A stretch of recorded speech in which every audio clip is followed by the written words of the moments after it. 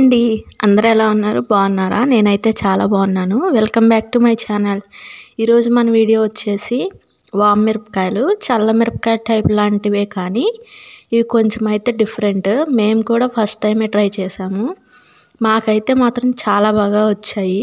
ఇంకెందుకు ఎలా చేయాలో చూసేద్దాం రండి. పచ్చిమిరపకాయలని తొడాలు తీసి మధ్యకు 2 ముక్కల్లా కోసి వాటిని ఒక ప్లాస్టిక్ కంటైనర్లో వేసి దాంట్లో పసుపు, సరిపోయినంత ఉప్పు, వాముని పౌడర్ చేసి ఒక 2 స్పూన్స్ అయితే వేసుకోవాలి. మిరపకాయలకి సరిపోయినంత వేసుకోండి. తర్వాత ఒక నిమ్మకాయ మొత్తాన్ని పిండేసి మొత్తాన్ని కలిపేసి ఒక 2 డేస్ వరకు ఊరనివ్వాలి.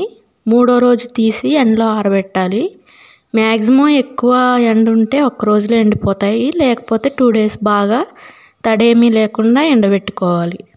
తర్వాత 2 డేస్ ఎండిపోయిన తర్వాత తీసేసి ఆయిల్లో ఫ్రై చేసుకోవటమే, అంతే అండి. డైలీ ఒకటి పెరుగన్నం తినేటప్పుడు తింటే మాత్రం మనకు దాంట్లో వాము, నిమ్మకాయ ఉంటుంది కాబట్టి మనకి ఏమన్నా డైజెషన్ ప్రాబ్లమ్స్ ఉన్నా కూడా క్లియర్ చేస్తుంది.